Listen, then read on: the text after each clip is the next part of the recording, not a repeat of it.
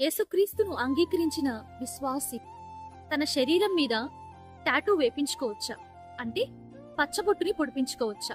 ఈ ప్రశ్న మనలో చాలా మందికి మనసులో మెదులుతూనే ఉంటుంది. అయితే పరిశుద్ధ బైబిల్ గ్రంథము ఏమని చెప్తుంది? అయితే టాటూ అంటే ఏంటి అని అంటే, ఈ పచ్చబొట్టు అంటే ఏంటి అంటే, మన యొక్క చర్మము మీద, మన స్కిన్ లో మొత్తం 3 లేయర్స్ ఉంటాయండి. Epidermis, dermis, hypodermis. అయితే ఈ స్కిన్ యొక్క సెకండ్ లేయర్ లోకి ఇంక్ పిగ్మెంట్ ని నీడిల్ ద్వారా గానీ లేకపోతే మెషిన్ ద్వారా గానీ ఇంజెక్ట్ చేస్తారు.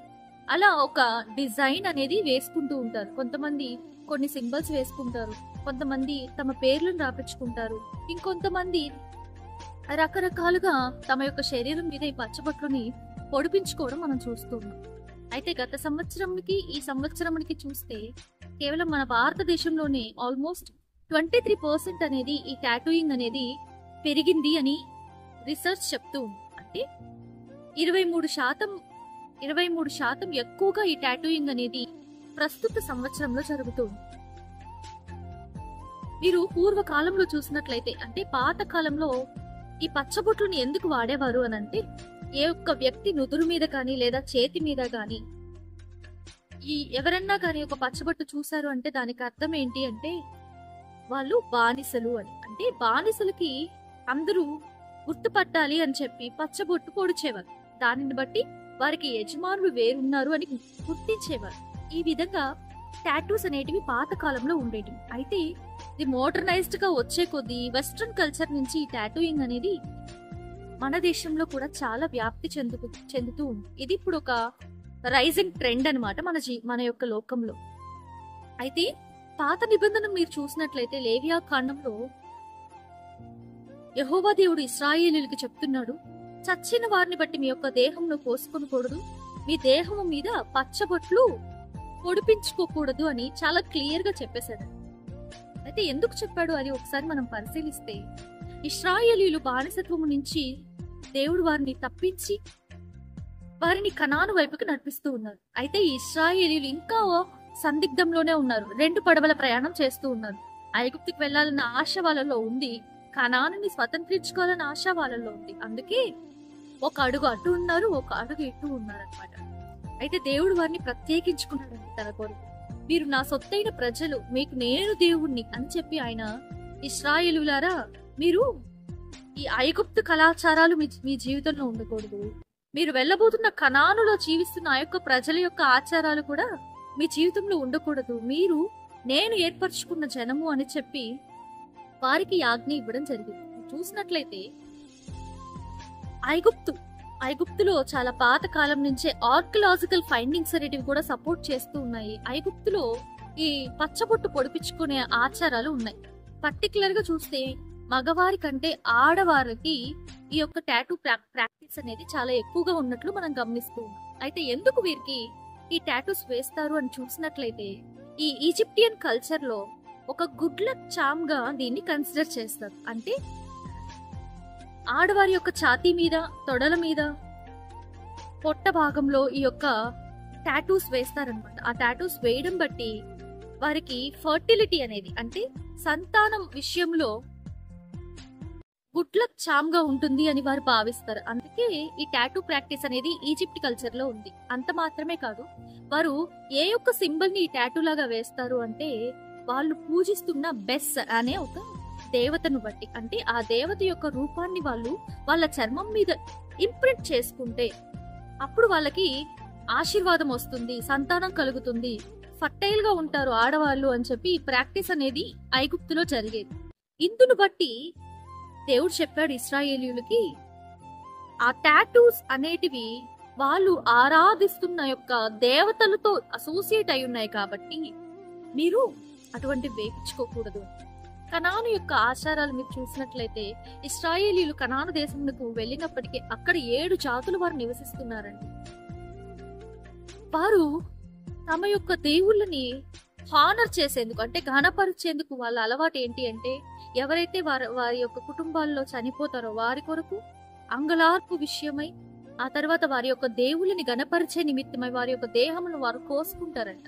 మీరు మొదటి రాజులు 18వ అధ్యాయం 28వ వచనాన్ని మీరు చూసినట్లయితే అక్కడ మీరు చూస్తారు, బయలు ప్రవక్తలు బయలు తమతో మాట్లాడాలి అని చెప్పి రక్తము కారునంత మట్టుకు తమ యొక్క దేహములను పోసుకున్నారని రాయబడింది.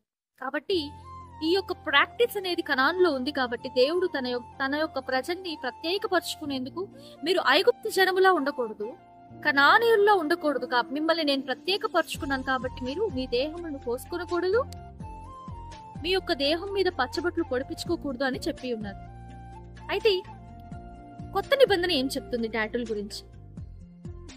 కొత్త నిబంధనలో స్పెసిఫిక్ గా ఏది కూడా వేపించుకోకూడదు అని రాయబడలేదండి టాటూస్. అయితే దీనిని ఆధారంగా చేసుకుని ఎంతో మంది కొత్త నిబంధన ఏమి చెప్పడం లేదు కదా, అయితే టాటూస్ వేసుకోవచ్చు అని కొంతమంది వాదన. చూడండి, పౌలు గారు చెప్పారు, మనకు చేసేందుకు ప్రతి దాంట్లో స్వాతంత్రం ఉంది, అయితే అన్నీ చేయదగినవి కావు అని ఆయన చెప్పి ఉన్నారు. దేవుడు ఒక దాని గురించి స్పెసిఫిక్ గా మనతో మాట్లాడలేదు అంటే దాని అర్థము దేవుని దృష్టిలో అది అంగీకార యోగ్యమైనది అని కాదు కదా. చూడండి, కొంతమందికి 2 రకాల ప్రశ్నలు ఈ టాటూస్ గురించి వాదనలు మనం చూస్తూ ఉంటాం. మొదటిది ప్రకటన గ్రంథం 19వ అధ్యాయం మీరు చూసినట్లయితే అక్కడ రాయబడి ఉంటుంది, యేసుక్రీస్తుకి ఆయన ధరించిన యొక్క ఆ రోబ్ మీద, తర్వాత ఆయన యొక్క తొడల మీద ప్రభువులకు ప్రభువు రాజులకు రాజు అని రాయబడి ఉంది అని ఈ వచనాన్ని చూపించి చాలా మంది యేసుక్రీస్తుకి టాటూ అనేది ఉంది కదా అని అంటారు. అది జస్ట్ ఒక రూపకంగా, అంటే రూపక అలంకారంలో చెప్పబడింది. లిటరల్ గా ఆయనకి టాటూ ఉంది అని అర్థం కాదు, కానీ అది ఒక మెటాఫోరికల్ గా రూపక అలంకారంగా చెప్పబడింది. అంటే నా యొక్క మనస్సు సముద్రం లాంటిది అని కవులు వర్ణిస్తూ ఉంటారు. మనిషి యొక్క మనస్సు సముద్రంతో పోలుస్తారు. అలానే నిజంగా మనిషి యొక్క మనస్సు సముద్రం అయిపోదు కదా, సముద్రము మనసు అయిపోదు కదా. ఇలా ఒక రూపక అలంకారంగా చెప్పబడింది అక్కడ. రెండవది, టాటూస్ వేసుకుంటే అపవిత్రాత్మలు ఆ వ్యక్తిని పట్టుతాయా అని ఒక ప్రశ్న మనం కామన్ గా వింటూ ఉంటాం. ఉదాహరణతో మీకు చెప్పాలి అని అంటే, ఈ యొక్క విచ్ క్రాఫ్ట్ కి ప్రాక్టీస్ చేసేవారు ఎవరైతే ఉన్నారో, అంటే ఈ మీడియం, ఒక పర్సన్ ఎవరైతే విచ్ క్రాఫ్ట్ చేస్తూ ఉంటారో అతన్ని మీడియం అంటారు. ఎవరైతే ఈ మీడియం గా ఉంటారో వాళ్ళ శరీరంలో ప్రత్యేకమైన టాటూస్ అనేటివి ఉంటాయి. సో ఆ టాటూస్ అంటే అది ఒక డోర్ లెక్క. ఇప్పుడు ఏదన్నా ఒక తలుపు తీస్తేనే ఎవరైనా వస్తారు వెళ్తారు.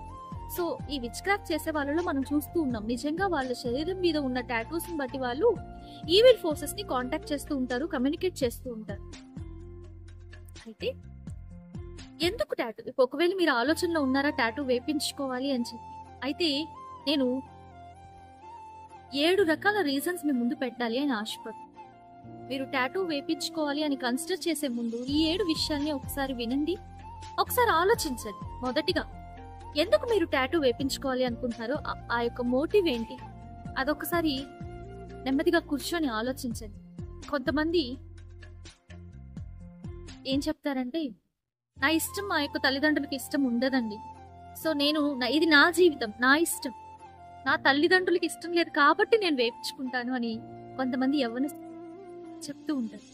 జ్ఞాపకపరచుకోండి, ఎఫెసీయులకు రాసిన పత్రికలో మీరు చూసినట్లయితే, నీ తల్లిని తండ్రిని సన్మానించు అని రాయబడు. వాగ్దాన రూపకమైన ఆజ్ఞ. నీ తల్లి తండ్రి ఒప్పుకోకపోతే నువ్వు అది చేస్తే అది దేవుని దృష్టికి యోగ్యమైనదేనా? రెండవది, నేను ఎవరితో అయితే రిలేషన్షిప్ లో ఉన్నానో ఆ వ్యక్తి యొక్క పేరు లేకపోతే మా రిలేషన్ కి సంబంధించిన ఏదో ఒక సిగ్నిఫికెంట్ డేట్ కానీ లేకపోతే సింబల్ కానీ టాటూ వేపించుకోవడంలో తప్పేముంది, అది మా ఇద్దరి మధ్య ఉన్న ప్రేమకి గుర్తుగా ఉంటుంది కదా అని కొంతమంది వాదన చెప్తూ ఉంటారు. నిజమే. అయితే మీ ప్రేమ ఒక టాటూ వేసుకున్నంత మాత్రాన ఆ యొక్క టాటూ మీ యొక్క ప్రేమని డిఫైన్ చేయగలుగుతుందా? ఒకవేళ ఇప్పుడు బానే ఉంది, రేపొద్దున మీ ఇద్దరి మధ్య ఏదైనా గొడవలు వస్తాయి. సర్వసాధారణం అయిపోయింది కదా ఈ మధ్య విడిపోవడం అనేది. విడిపోయిన తరువాత నీ యొక్క శరీరం మీద ఆ యొక్క టాటూని బట్టి నువ్వు రిగ్రెట్ అవ్వవా? నేను విడిచి వెళ్ళిన వ్యక్తి ఆ టాటూని ఏమైనా కన్సిడర్ చేస్తాడా? లేదు కదా.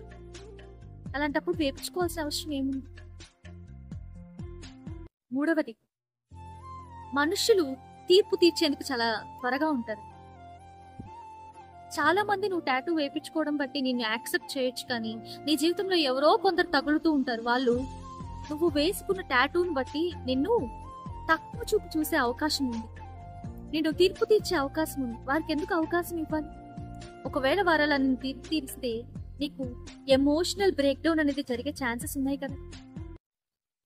4వది, టాటూస్ అనేటివి ఎక్స్పెన్సివ్. ఆ టాటూ ఒకవేళ మీరు రిగ్రెట్ అయ్యి రేపు పొద్దున్న రిమూవ్ చేసుకోవాలంటే అది ఇంకా ఎక్స్పెన్సివ్ ప్రాసెస్, ఇంకా పెయిన్ఫుల్ ప్రాసెస్. అవసరమా? 5వది, టాటూస్ వేసుకోవడం వల్ల చాలా సైడ్ ఎఫెక్ట్స్ ఉన్నాయి. అంటే allergic reaction, severe allergic reactions వచ్చే ఛాన్సెస్ ఉన్నాయి. తర్వాత బ్లడ్ బోర్న్ డిసీజెస్ అయిన hepatitis B, hepatitis C, even కొన్ని కేసెస్ లో అయితే హెచ్ఐవిని కూడా నేను చూస్తున్నాను. అంటే నాకు తెలిసిన కొంతమంది వ్యక్తులు నేను వర్క్ చేస్తున్న ప్రదేశంలో టాటూస్ వేయించుకోవడం బట్టి ఈ యొక్క రోగాలకు వాళ్ళు పొందుకున్నారు. 6వదిగా, ఈ టాటూ వేయించుకోవడం బట్టి అంటే మనుషులను నువ్వు దేవుని దగ్గరికి నడిపిస్తున్నావా? అంటే ఒక మనిషి నిన్ను చూసినప్పుడు యేసుక్రీస్తుని చూస్తున్నాడా లేకపోతే టాటూని చూస్తున్నాడా? అంటే దేవుడి దగ్గరికి మనం మనుషుల్ని నడిపించాలి కదా. నీకు నువ్వు అటెన్షన్ డ్రా చేసుకుంటున్నావా? దాని వలన దేవుని యొక్క నామం కనపరచబడుతుందా? ఒక మార ఆలోచించండి. నువ్వేం చేసినా గానీ దేవుని నామం మహింపరచబడాలి కదా. మరి దేవుని నామం మహింపరచబడుతుందా? ఆలోచించండి. ఫైనల్ గా నేను చెప్పాలి అనుకుంటున్నది ఏంటి అని అంటే, టాటూ వేయించుకోవడం తప్పు అని నేను చెప్పను. అయితే జ్ఞానం కలిగిన ఆలోచనే నాది కాదు. ఆత్మీయుడు నిదానించి ప్రతిదాన్ని చూస్తాడు అని వాక్యం చెప్తుంది. చివరిగా రోమిలికి రాసిన పత్రిక మీరు చూసినట్లయితే అక్కడ రాయబడి ఉంది, విశ్వాసము లేకుండా నువ్వేం చేసినా కానీ అది పాపం అంట. కాబట్టి మీరు ఒకవేళ టాటూ వేయించుకోవాలి అని కన్సిడర్ చేస్తూ ఉంటే నేను చెప్పిన యొక్క అన్ని రీజన్స్ ఒకసారి చూడండి. చివరిగా ఫుల్ గా మీరు విశ్వాసంలో, అంటే మీరు ఏదైతే నిర్ణయం తీసుకున్నారో ఆ నిర్ణయంలో రేపొద్దున మీకు మీరే తీర్పు తీర్చుకోకూడదు. ఎందుకంటే అప్పుడు అది పాపముగా కన్సిడర్ చేయబడుతుంది. కాబట్టి దేవుని వాక్యాన్ని బాగా అర్థం చేసుకోండి. బెస్ట్ వేపించుకోకపోవడం.